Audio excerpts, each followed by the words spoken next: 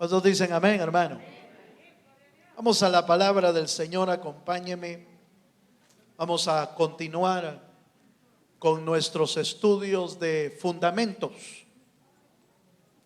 Los días jueves estamos dedicando nuestro tiempo para ver los fundamentos de la palabra, construyendo una fe que perdure. Ese es nuestro deseo, que usted y yo desarrollemos una fe interior que perdure hasta que Cristo venga, porque después ya no va a necesitar fe. Allá en el cielo no va a necesitar fe, porque hoy es que se necesita fe, y la Biblia lo dice. Hoy permanecen la fe, el amor y la esperanza, pero los dos, esperanza y fe, se van a terminar, pero la fe, el amor, perdón, va a permanecer para siempre. Así que continuamos con nuestros estudios de jueves. Segunda de Timoteo, capítulo 1, versículo 10. La semana pasada estuvimos hablando sobre el cristianismo. Hoy nuestro tema se va a llamar igual, el cristianismo, la parte 2, porque es un tema un poquito amplio y no lograba terminarlo en un solo tema. Vamos a tratar de terminar hoy. Segunda de Timoteo, capítulo 1, versículo 10. Dice así la palabra del Señor: pero que ahora ha sido manifestada por la aparición de nuestro Salvador Jesucristo, el cual quitó la muerte y sacó a luz la vida y la inmortalidad por el Evangelio. Pablo está explicando que la salvación ha venido a la tierra. Pablo está explicando que la venida del Hijo de Dios manifiesta la salvación a todos los hombres, pero es mediante la aparición de Jesucristo aquí en la tierra que permitió que el Señor quitara la muerte, no porque nadie muere, sino el imperio, dice la Biblia, quitó el imperio de la muerte. Es decir, la muerte tenía acceso a todos los hombres y no había quien pudiese obviarla. Pero está hablando de la muerte segunda, de la muerte eterna, porque la muerte física, esa permanece todavía. Pero dice que quitó la muerte y sacó la vida y la inmortalidad. Por medio de Jesucristo es la única manera que podemos alcanzar la inmortalidad eterna y bienaventurada de parte del Señor. La semana pasada tratamos de ver en el cristianismo su definición, su concepto. Dijimos que cristianismo, reducido en pocas palabras, cristianismo es la doctrina de Cristo, la enseñanza de la doctrina de Cristo. ¿Cómo podríamos llamar cristianismo si no se habla de Cristo? Si es la esencia del cristianismo. Y dijimos que la doctrina de Cristo es lo que se enseña, hablando de su nacimiento, su vida, su muerte, su resurrección. Ese es el evangelio, ese es el cristianismo. Y por supuesto, cómo esas verdades se aplican a nuestro diario vivir, porque el evangelio no es para tenerlo en la cabeza, el evangelio es para vivirlo. ¿Cuánto dan gloria a Dios por eso? El evangelio es para vivirlo. Por eso no se trata de tener conocimiento nada más, sino de tener el conocimiento y una vida práctica dentro del evangelio de Jesucristo. Vimos la semana pasada 3 distintivos. La salvación es por gracia, Jesús es el unigénito Hijo de Dios y Jesús es el único Salvador. Se distingue el evangelio de toda otra religión, se distingue en estos 3 puntos. Nadie, ninguna otra religión tiene estas verdades. Hoy vamos a tratar de ver dos más, dos distintivos más que debemos conocer. Y para eso vamos a ir a la escritura. Acompáñenme por favor a Hebreos capítulo 9, verso 12. Y leemos ahí el pasaje de la siguiente manera. Hebreos 9:12 dice: y no por sangre de machos cabríos ni de becerros, sino por su propia sangre, entró una vez para siempre en el lugar santísimo, habiendo obtenido eterna redención. Quiero que vea este punto que vamos a ver. Un distintivo más del cristianismo es que el cristianismo está basado en hechos o en eventos históricos, pero que son comprobables. Eso es importante. Está basado, el cristianismo está basado en hechos o en eventos históricos, pero comprobables. ¿Por qué digo esto? Porque usted va a encontrar una cantidad de religiones y una cantidad de pensamientos, pero que están basados en mitos, en anécdotas, en historias, pero que no se pueden comprobar. No se puede. No están registrados en la historia. No están registrados en la historia misma de la humanidad.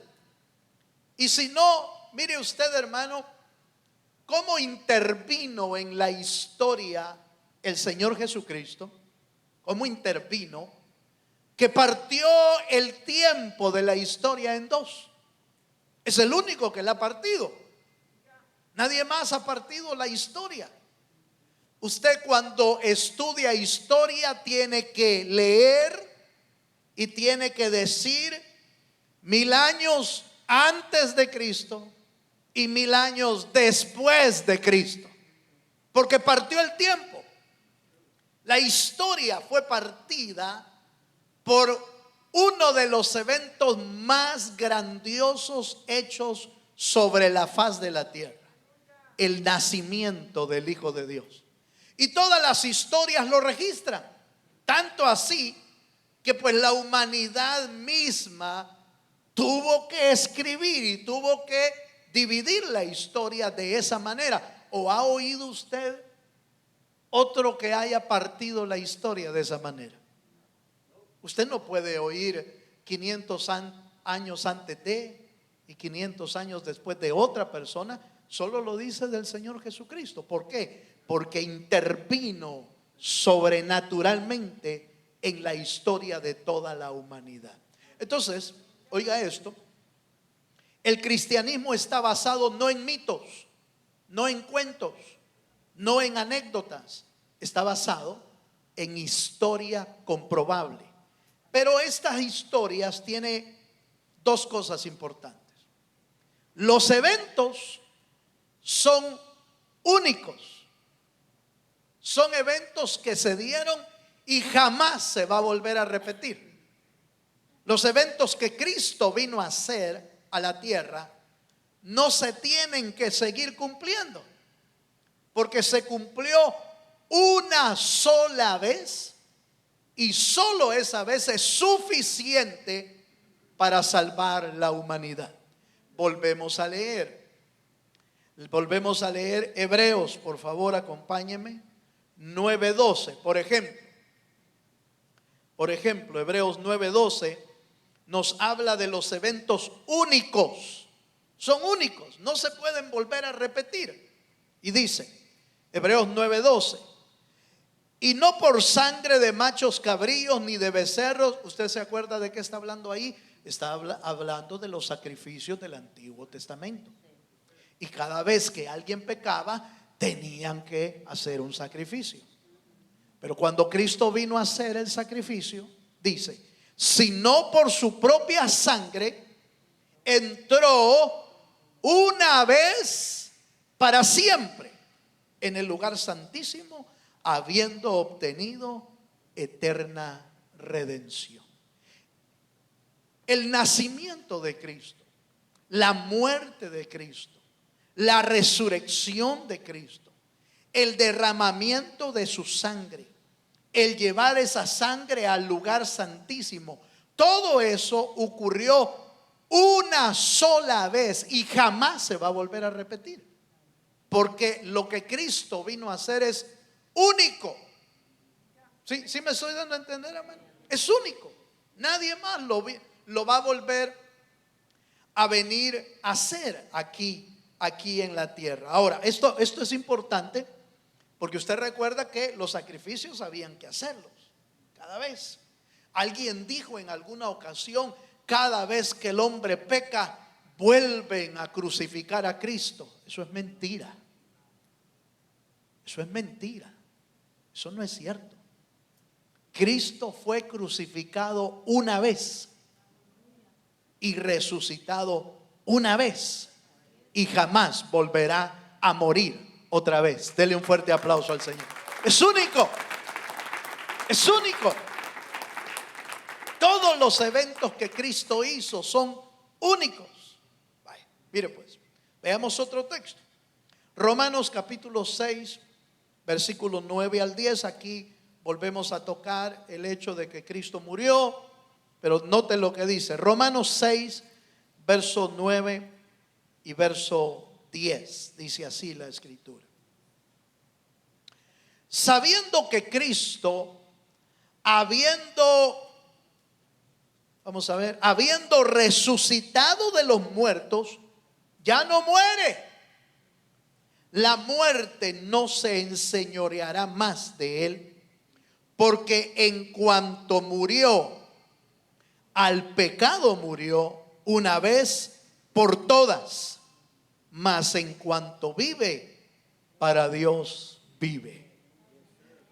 La Biblia nos enseña que Él vino a dar su vida por nosotros. No fueron los hombres los que lo mataron. Jesús dijo: a mí nadie me quita la vida, yo la doy por vosotros. No tenemos que odiar a los romanos, no tenemos que odiar a los judíos, no tenemos que odiar a los carceleros de aquel tiempo. No nos toca a nosotros eso. De hecho, si nosotros hubiéramos estado ahí, a saber si usted hubiera gritado en la plaza. Aleluya. A saber si usted hubiera sido, usted o yo, hubiéramos sido uno de los que hubieran gritado: crucifíquenle. Porque así es el hombre, así es el ser humano. El ser humano, hermano, le da riendas sueltas al pecado, y el pecado empieza a gobernar y señorear sobre uno, a menos que el Espíritu de Dios que trajo Jesucristo entre en nuestra vida y cambie nuestra manera de vivir. Esa es la única manera de que el pecado ya no se enseñoree en nosotros. Esa es la única manera de que el pecado nos deje libres y ya no seamos o vivamos gobernados por el pecado. Pablo dice: el Espíritu de vida en Cristo Jesús me ha librado de la ley del pecado y de la muerte. Me ha librado. ¿A cuántos los libró Cristo de la muerte? Levanten la mano los que son libres. Si usted es libre por Cristo, entonces el pecado no debe de enseñorearse en usted. Somos libres por Él. Entonces terminamos esta primera parte. Los hechos históricos de Cristo son únicos. Son únicos. Y obviamente podemos hablar también, no agregué esos textos, pero usted puede agregarlos. Por ejemplo, el nacimiento de Cristo es único. Es único. Nadie, oiga, no le vaya a creer usted a alguien que diga: es que este niño es obra del Espíritu Santo. Mañana usted. Eso no es cierto. La única concepción virginal y que fue engendrado por Dios es Jesucristo hecho hombre. Es único. No hay nadie más que va a pasar eso. Su obra en la tierra fue única. Nadie ha hecho lo que el Señor Jesucristo hizo, a enseñarnos y a guiarnos hacia toda verdad y hacia toda justicia. Su muerte fue única. ¿Cómo no? Han habido millones, digo millones, por lo menos miles, que murieron en cruz. Sí, porque los romanos esa como que era la muerte que más les gustaba. Usted recuerda que a la par del Señor Jesús murieron dos en el mismo día que crucificaron al Cristo. Murieron dos más. Era muy común la muerte en la cruz como una sentencia romana. Pero ¿cuál de esas muertes trajo vida eterna? Ninguna. La única muerte que trajo vida eterna es la muerte de Jesucristo.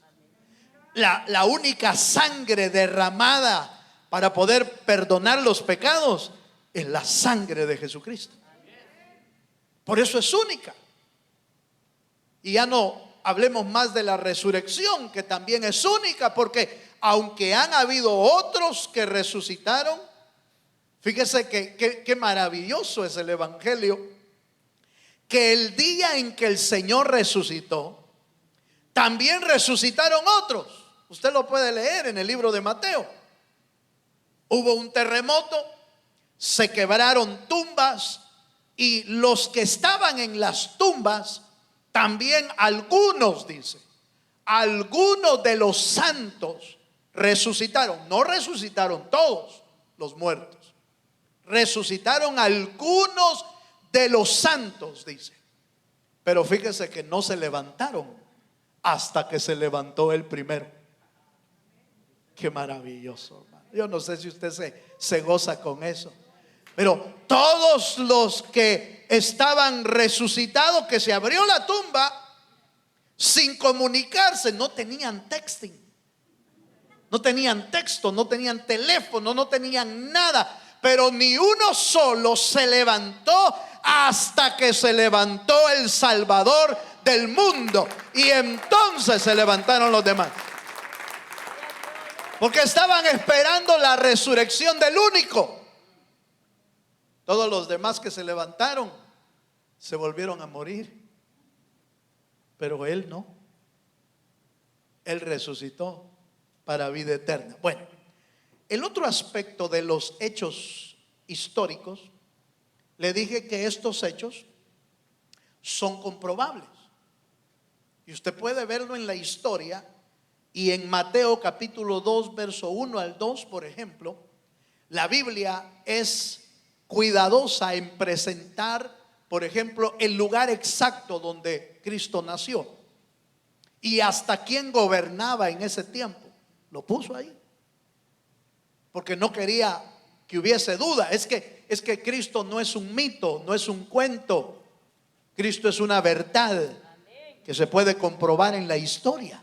Y dice Mateo capítulo 2, verso 1 al 2, dice: cuando Jesús nació en Belén de Judea, oiga, nació en Belén de Judea, en los días del rey Herodes, vinieron del oriente a Jerusalén unos magos diciendo: ¿dónde está el rey de los judíos que ha nacido? Porque su estrella hemos visto en el oriente y venimos a adorarle. Si usted viaja o si tiene usted la oportunidad un día de ir a Israel, usted puede visitar Belén, porque todavía existe. Usted puede ir a ver ahí que esa ciudad, aunque es chiquita y sigue siendo chiquita todavía, existe. Y la historia lo comprueba. Y el Señor dejó ahí en el hombre inspirado por Dios que le escribió, en este caso estamos hablando de Mateo, le dio exactamente el lugar le dio hasta quién estaba reinando en ese momento. Herodes estaba reinando. Y si usted va a la historia, no solamente a la historia bíblica, usted puede ir a la historia. En cualquier tipo de libro de historia aparece Israel, aparece Jerusalén, aparece Belén y aparece Herodes. Ahí aparece como rey de Israel o rey en Jerusalén. La historia comprueba los datos de los hechos históricos que el Señor dejó escrito en la palabra del Señor. Y qué maravilla es, hermano, ir a comprobar de alguna manera, no que uno tenga duda, voy a ir a comprobarlo porque a ver si tengo duda. No, es que mira, hermano, como que comprobarlo afirma más lo que ya creemos. Confirma lo que usted ya vio en la Biblia, porque esto se cree por fe, pero usted puede comprobarlo, puede revisarlo en la historia y lo puede comprobar. Sigamos un versículo más. Dice el verso 16, Lucas 4:16 habla de su crianza. Algunos han dicho que como que el Señor se perdió porque no aparece qué hizo el Señor entre los 12 años hasta los 30 años. Fíjense, entre los 12 años y 30 años el Señor se pierde de vista de la Biblia. Y algunos han dicho es que en ese tiempo viajó a la India, viajó al África, pero yo le quiero leer lo que la Biblia dice, porque no viajó para allá. Dice Lucas 4:16, vino a Nazaret donde se había, ¿qué dice? ¿Usted entiende qué es haberse criado? ¿Entiende qué es eso, hermano? Que ahí creció, pues. Ahí nació. Ahí nació en Belén. Pero el Señor lo trasladó a Nazaret para que se cumpliesen las escrituras de lo que decía el profeta, que se iba a llamar Nazareno. Es que fíjese, hermano, que todo lo que vivió Cristo ya lo había dicho el Antiguo Testamento. Y se cumple exactamente todo lo que estaba escrito de él en el Antiguo Testamento. Se cumple exactamente en el Nuevo Testamento. Lo llevan a Nazaret para que le llamaran Nazareno. ¿Ha oído usted eso? Jesús el Nazareno. ¿Por qué le llaman así? Porque se crió en Nazaret. Él no era de Nazaret, pero se crió en Nazaret, lo dice la Biblia. Y resulta que ahí está Nazaret también. Entonces, si usted empieza a ver su muerte, su resurrección, todos los datos históricos los puede comprobar. Hay un pleito y hay una pugna allá en Jerusalén por demostrar cuál es la tumba verdadera de Jesucristo, porque allá en Jerusalén aparecen dos tumbas, así las presentan.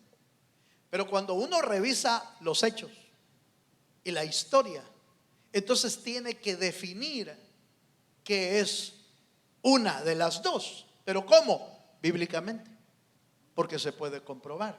Por ejemplo, una de las tumbas está dentro de la ciudad de Jerusalén, pero la Biblia dice que la tumba donde fue colocado el Señor estaba fuera de la ciudad, no estaba dentro, porque a Jesús lo crucificaron fuera de la ciudad. Porque recuerde que venía el día de reposo y nadie podía hacer cosas inmundas dentro. Entonces lo llevaron a crucificar fuera. Y la Biblia dice ¿dónde? ¿Usted se acuerda dónde dice? Dice que lo llevaron al monte Gólgota, que significa el monte de la calavera, fuera de la ciudad. Entonces es fácil reconocer cuál es la tumba. Primero, porque la tumba era fuera de la ciudad. Segundo, porque estaba a la par de un monte. Tercero, porque la forma del monte es como una cara de calavera. Y cuando usted viaje por fe, aleluya, a Jerusalén, ahí va a ver el monte de la calavera. afuera de la ciudad. Entonces uno puede comprobar cuál es la tumba. No le dan atol con el dedo. Porque la otra tumba que está dentro se llama la iglesia del, ¿cómo es? El Santo Sepulcro. Y la tienen aquellos que usted ya sabe. Aleluya. Pero la segunda tumba no.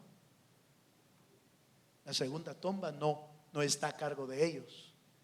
Está a cargo de gente que vive ahí y de asociaciones cristianas que han probado a dónde estaba la tumba. ¿Cuántos me están entendiendo? El evangelio de Jesucristo, el cristianismo, no es un mito.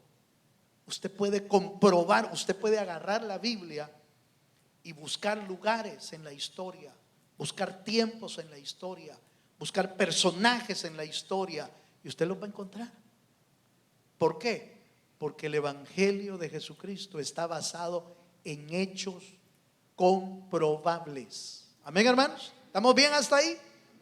Leemos un último pasaje para irnos al segundo punto.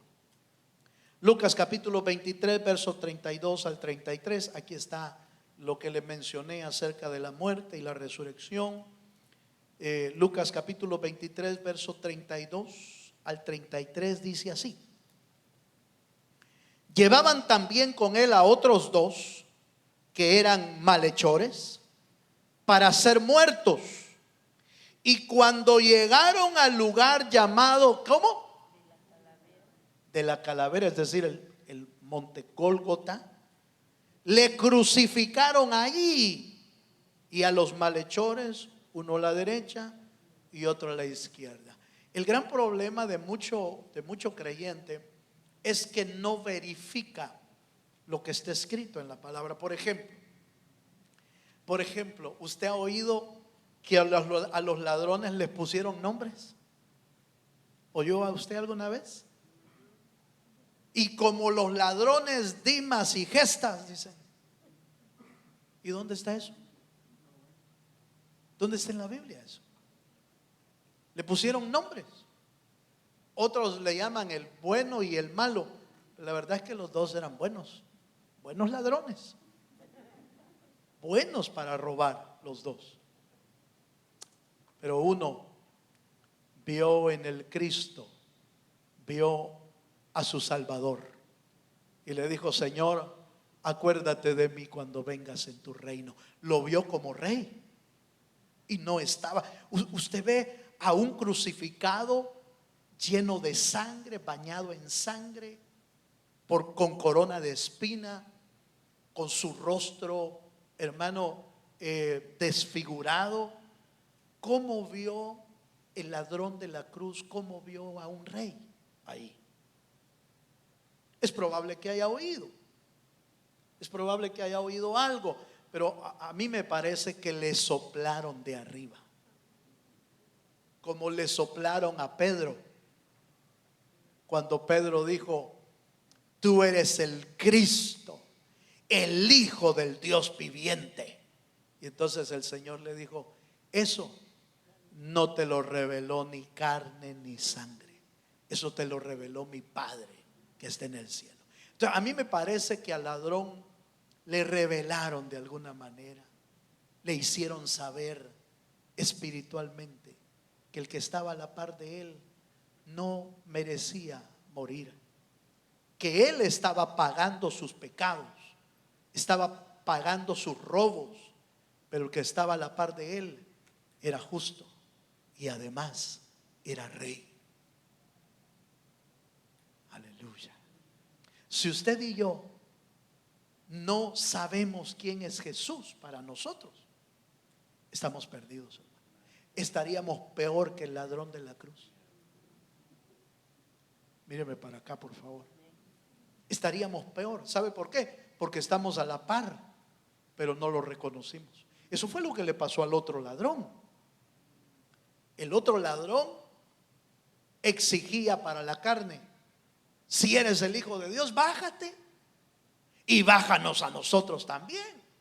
Si eres, pues, si no. no va a pasar nada. Lo insultó, escarneció, se burló del Señor. Qué triste haber estado a la par del Maestro y no ser salvo. ¿No le parece triste, hermano? Estar tan cerca del Hijo de Dios, del Salvador del mundo, y perderse. Por eso es importante que usted y yo sepamos a la par de quién estamos. Y no estoy hablando de la esposa que está ahí a la par suya, o del hermano, no estoy hablando de él. Estoy hablando, si usted no sabe quién es el Cristo para usted, entonces estamos peor que el ladrón de la cruz. Pero si usted sabe que el Cristo es el unigénito Hijo de Dios, lo que vimos la semana pasada, que es el único Salvador del mundo, que Él todo lo que vino a hacer lo hizo únicamente una vez y que jamás lo va a venir a hacer de nuevo. Por eso tiene que conocerlo hoy, no después. Hoy hay que conocerlo para asegurar nuestra salvación. Dele un aplauso al Señor si se anima. Si me está entendiendo, dele un aplauso al Señor. Segundo distintivo, hoy solo vamos a ver dos y ahí vamos a terminar el tema. Ya este sería prácticamente el quinto, si seguimos la línea del cristianismo. Hemos visto 4 hasta ahorita y vamos a ver hoy el último. Resulta que en el cristianismo, el principio básico del cristianismo es el amor. Ese es el principio básico. El cristianismo se distingue de todas las otras religiones en que el principio básico del cristianismo es el amor. Se lo explico de esta manera. Muchas religiones existen y tienen miles y millones de seguidores, pero su principio no es el amor. Mucha gente sigue por terror o por temor al Dios en quien han creído.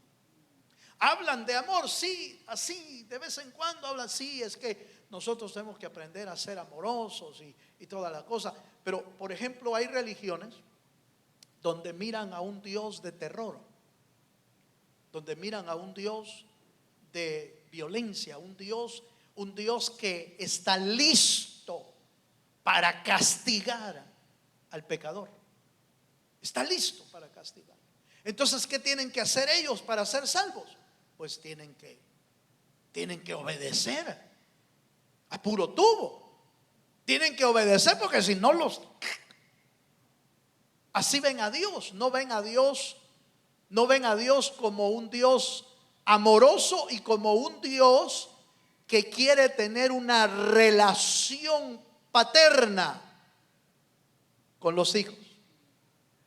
Entonces los siguen por terror. Cumplen las cosas y los mandamientos por terror. Hay que hacer esto porque si no nos viene el juicio. Pero en el cristianismo, la base del evangelio es el amor, y se lo pruebo de diversas maneras. ¿Cómo probamos que el principio del cristianismo es el amor?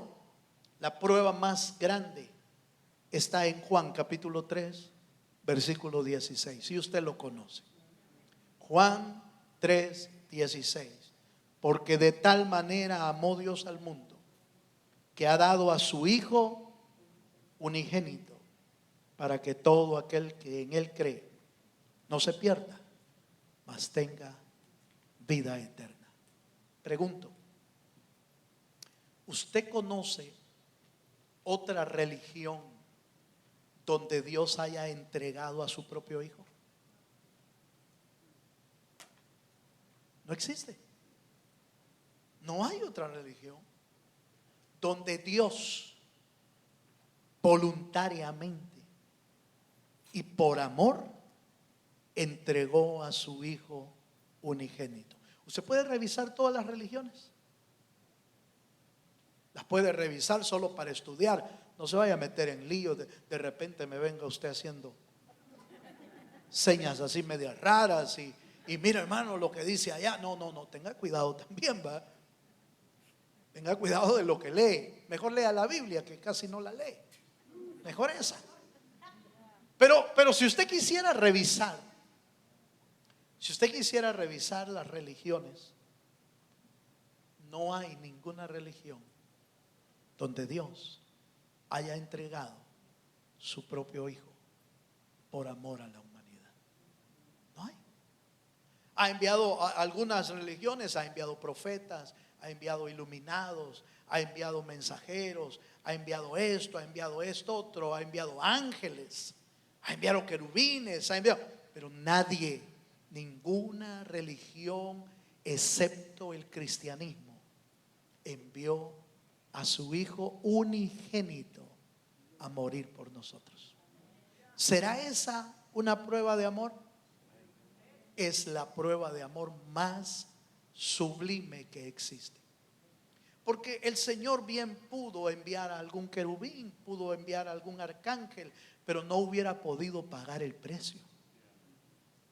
Ellos no hubieran podido pagar el precio.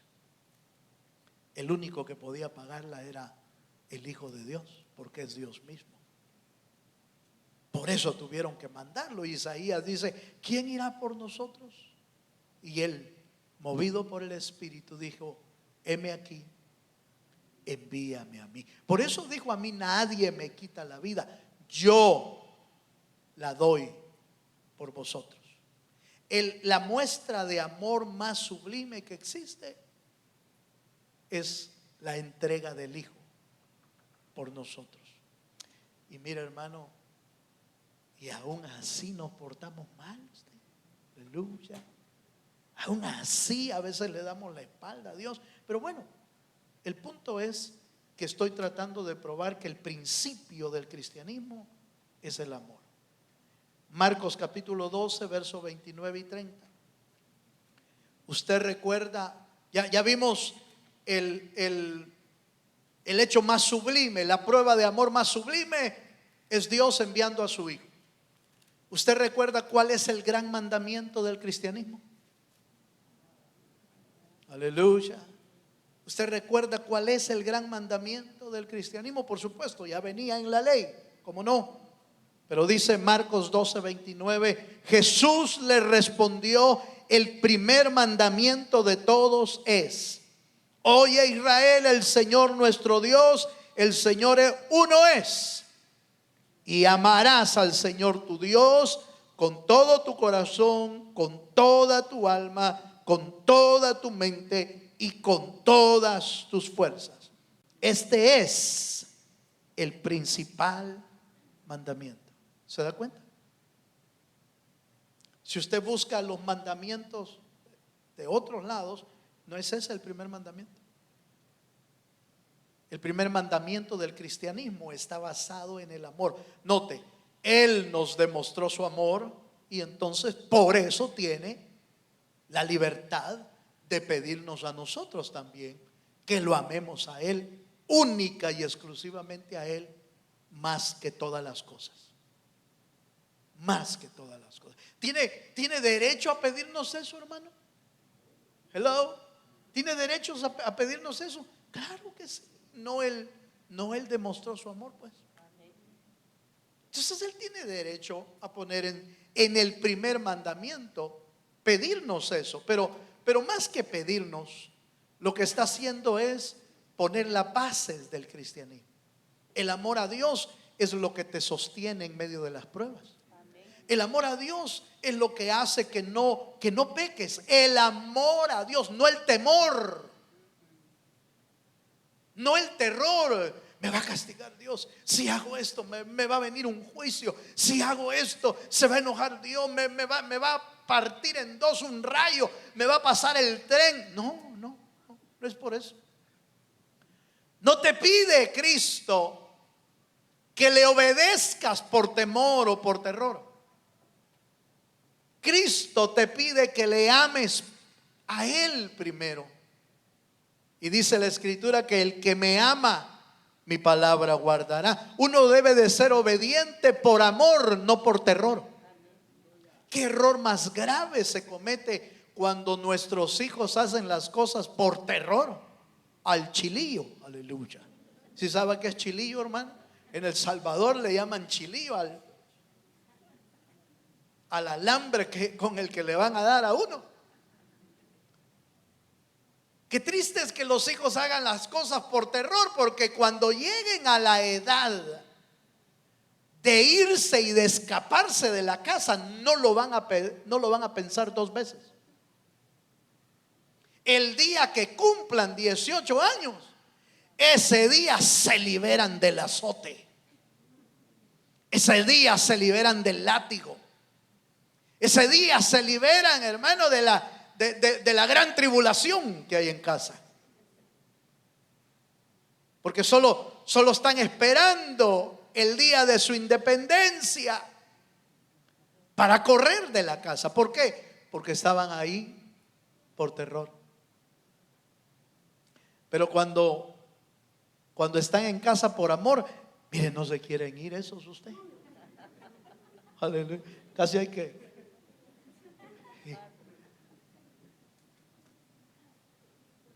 ¿Por qué? Porque hay amor.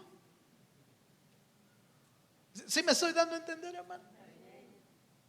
Es vital que el evangelio de Jesucristo lo vivamos por amor. Vengo a la iglesia por amor. Le sirvo a Dios por amor. No peco por amor. Cumplo la palabra por amor.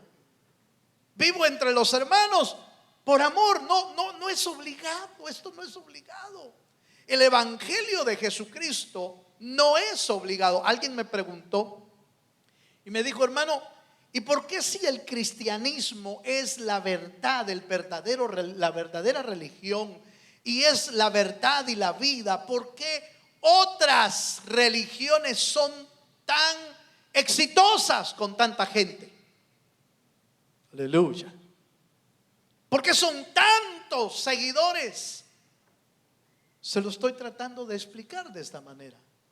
Porque son seguidores por terror o seguidores obligados por espíritus. Porque las religiones tienen espíritus. ¿Sí? Tienen espíritus. No vaya a creer usted que eso se lo inventó un hombre. No.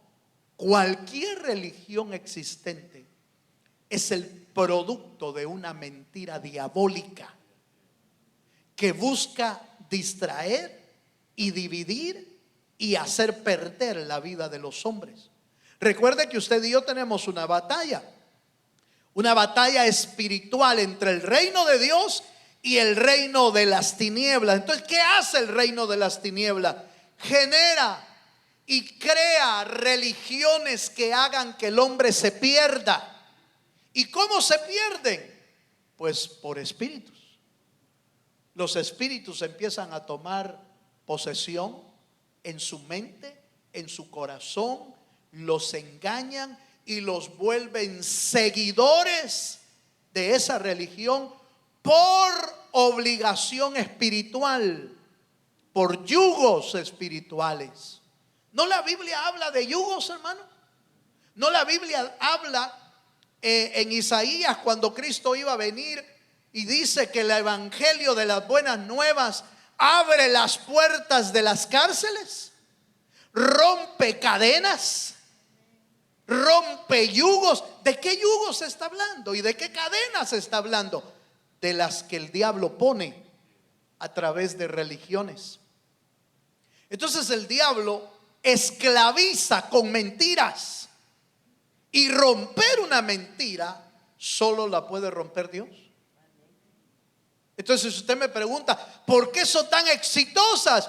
Porque tiene seguidores obligados. Y por supuesto, a ellos no les importa lo que usted quiere en realidad, y no les importa si usted quiere buscar a Dios. Lo que ellos hacen es obligarlo. Pero el evangelio de Jesucristo, hay una verdad que usted debe de conocer. jamás Dios va a vulnerar tu voluntad. Jamás te va a vulnerar. Jamás te va a obligar a que lo sigas. Usted lea cuando el Señor llamaba a los hombres, ¿y qué les decía, hermano? Sígueme. ¿Lo siguieron todos? No. Cantidad que no lo siguió. ¿Por qué? Porque es voluntario. El evangelio de Jesucristo es voluntario. Por eso el evangelio de Jesucristo a veces se ve como que no fuera tan exitoso.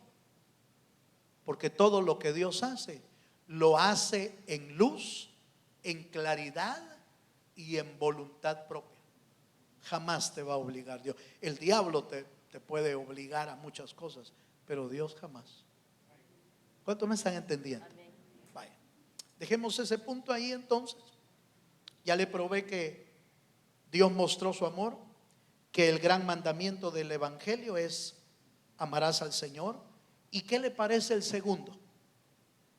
¿Cuál es el segundo mandamiento de la Escritura? Y el segundo, Marcos 12:31 dice, Marcos 12:31, y el segundo es semejante: amarás a tu prójimo como a ti mismo.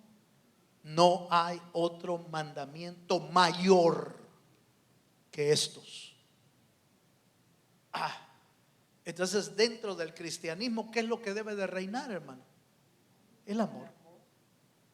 Por eso dice la Biblia que el amor cubrirá multitud de pecados. El amor todo lo sufre, dice Corintios 13. El amor todo lo sufre, todo lo soporta, todo lo sobrelleva, todo. Y el amor, el amor, el amor, el amor, el amor, el amor. ¿Por qué? Porque es la base del cristianismo. Es la base del evangelio que Cristo trajo a la tierra. Y bueno, ¿por qué no decirlo de esta manera? ¿Cómo es que se reconoce cuando uno es cristiano? ¿Qué dice la Biblia acerca de eso? Se lo muestro, voy a terminar porque el tiempo me alcanzó. Hay otros detalles que quería ver, pero creo que es suficiente. Mateo 7:18 al 20 dice que la evidencia del cristianismo es el amor, es el fruto del amor. Leo este pasaje, dice Mateo 7:18, dice: no puede el buen árbol dar malos frutos, ni el árbol malo dar frutos buenos. Todo árbol que no da buen fruto es cortado y echado en el fuego. Así que por sus frutos, ¿qué dice, hermano? Los conoceréis. Y no dice la Escritura: y en esto conocerán que son mis discípulos. ¿En qué? En que se aman los unos a los otros. Note cómo está, hermano, enraizado y profundizado el principio del amor en todo el evangelio. El amor es Dios, lo mostró a la humanidad, nos puso como primer mandamiento, nos lo puso como segundo mandamiento y quiere que nosotros demos frutos de amor. Es interesante que cuando usted va a Gálatas capítulo 5, no lo busque, pero en Gálatas capítulo 5, si lo anota está bien. Gálatas 5, cuando habla de los frutos, ¿cuál es el primer fruto que menciona? El amor. Es el primer fruto. El primer fruto del Espíritu es el amor. ¿Por qué? Porque es el principal, es el más importante, es la base del evangelio de Jesucristo. Y fíjese que también aparece, termino con esto, también aparecen los dones. En los 9 dones del Espíritu, si usted lee, no aparece el amor, pero dice: pero si hablas en lengua y no tienes amor, de nada te sirve. Y si tienes don de profecía, pero no tienes amor, de nada te sirve. Y si tienes discernimiento de espíritu, Pero si no tienes amor, de nada te sirve. En otras palabras, puedes tener los 9 dones del Espíritu, pero si te falta el amor, no te sirvieron de nada. No te sirvieron de nada. Porque la base y la esencia del cristianismo es el verdadero amor. Póngase de pie. Terminemos.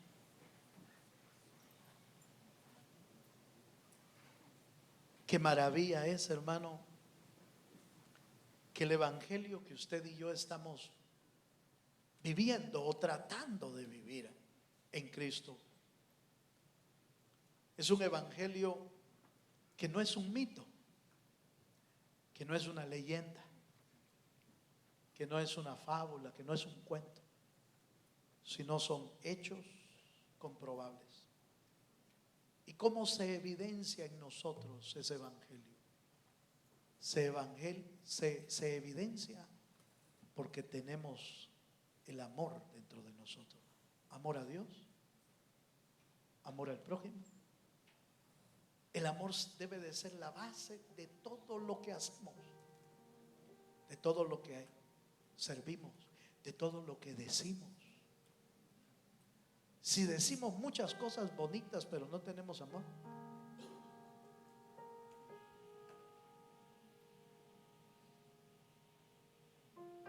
cuando no tenemos amor es que hablamos pero de todo, y hablamos hasta pestes, porque no hay amor. Necesitamos el amor dentro de nuestra vida. Cierre sus ojos. Padre, en el nombre de Jesús, gracias te damos esta noche, Señor. Gracias por permitirnos estar en tu casa.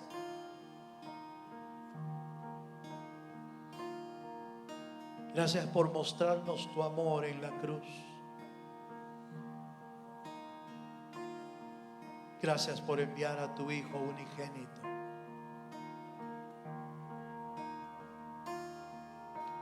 Ahora, Señor, enséñanos. Enséñanos a vivir el evangelio.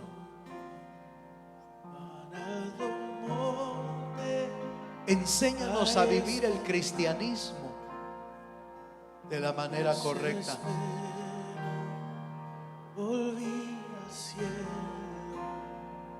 Aleluya. Sí, Jesús. En lo oscuro, tu amor profundo usó la sombra y me alcanzó. Ya es consumado y el fin escrito. Mi esperanza está en Jesús. Levanta tus manos y díselo al Señor.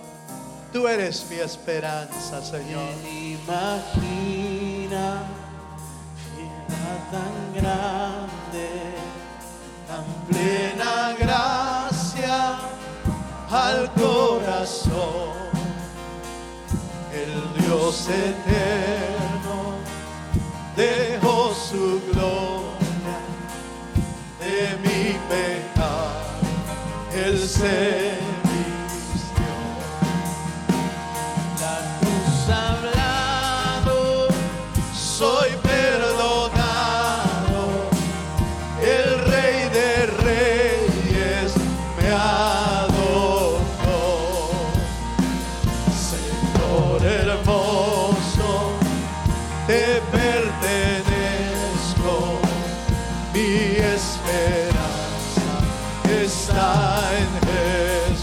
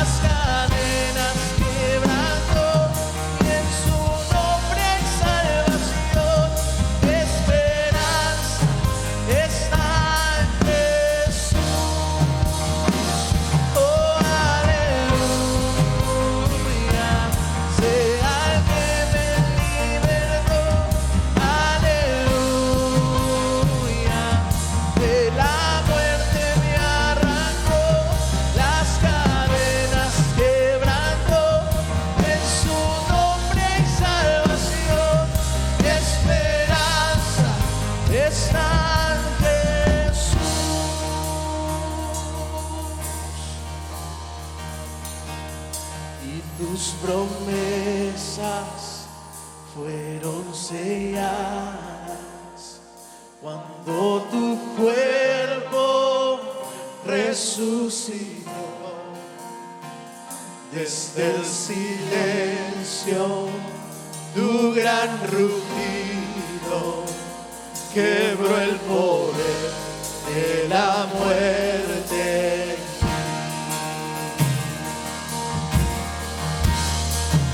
Levanta tu corazón. Tus promesas fueron selladas cuando tu cuerpo resucitó.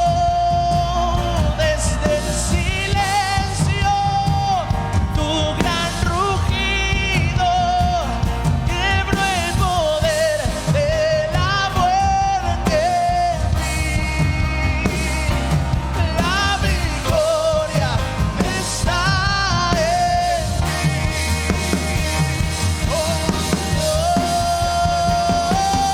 oh, aleluya. Sea el que me liberó. Aleluya. De la muerte me arrancó, las cadenas quebrantó, y en su nombre hay salvación.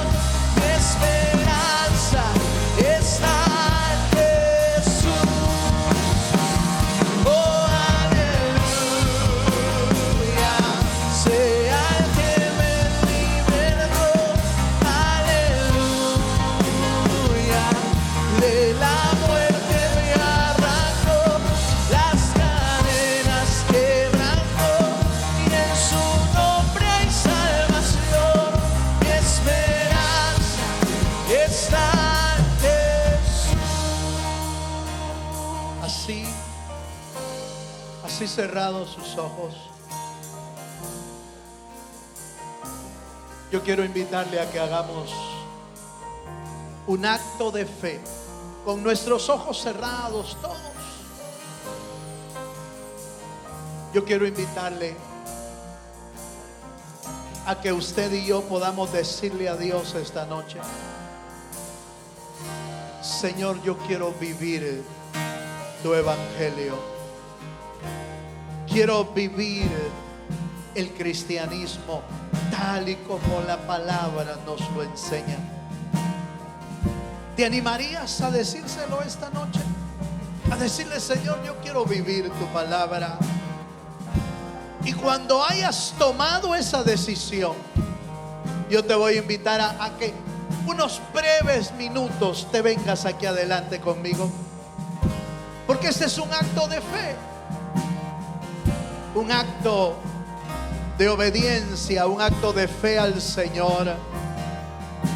¿Cuántos queremos decirle esta noche al Señor: Señor, yo quiero vivir tu palabra, quiero vivir tu evangelio? Véngase, véngase adelante.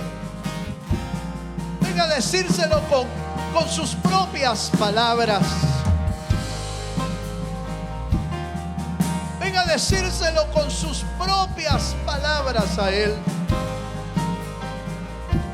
Dígale: Señor, queremos vivir tu palabra. Queremos vivir el cristianismo. Queremos vivir, Señor, caminando en tu palabra, mi Dios. No por emociones, no por sentimientos, sino por la convicción de tu palabra en nuestra vida. Aleluya. Oh, sí, Señor. Sí, Jesús. Le decimos una vez más: oh, sí, Señor. Ayuda a tu pueblo, Señor. Ayuda a tu pueblo, ayuda a tu pueblo.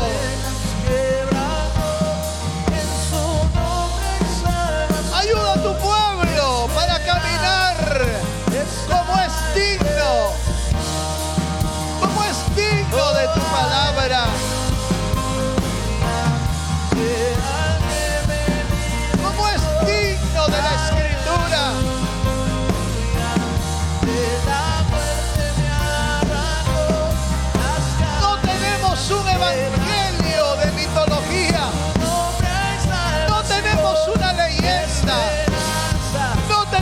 una anécdota.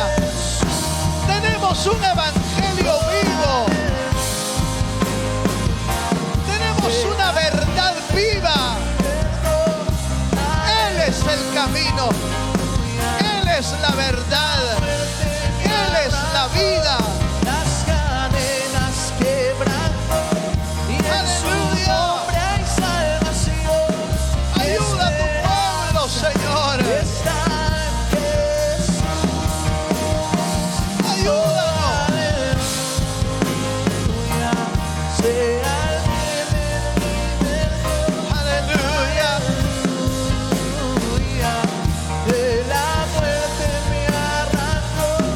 Las cadenas quebrantó. Sí, Señor. Y en su nombre hay salvación. Esperanza. Está en Jesús. Oh, aleluya. Sea el que me libertó. Aleluya. De la muerte me arrancó. Las cadenas quebrantó. Y en su nombre hay salvación y esperanza. Está en Jesús. Oh, mi esperanza está en Jesús. Oh, mi esperanza está en Jesús. Aleluya. Oh, sí, Señor. Padre, Señor, que todas estas convicciones de tu palabra que hemos visto se escriban en las telas del corazón. Pero sobre todo, que nos distingamos por el amor, Señor. Que tu amor inunde todo nuestro corazón. Que tu amor sea la base de nuestra vida.